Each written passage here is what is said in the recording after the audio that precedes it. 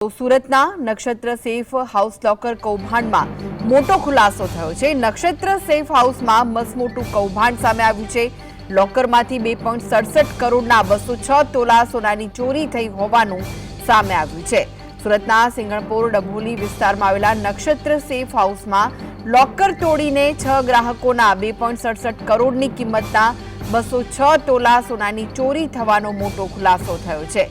આ પૂર્વ આયોજિત કાવતરામાં સેફ હાઉસના સંચાલક પિતા મહેશ દિયોરા, તેમના 2 પુત્રો હર્ષ તથા હરિકૃષ્ણએ લોકર બ્રેકર મણીલાલ સાથે મળીને ગ્રાહકોના લોકર તોડ્યા હતા। જે બાદ સિંગણપોર ડભોલી પોલીસ સ્ટેશનમાં 4 આરોપીઓ સામે સત્તાવાર એફઆઈઆર દાખલ કરવામાં આવી છે।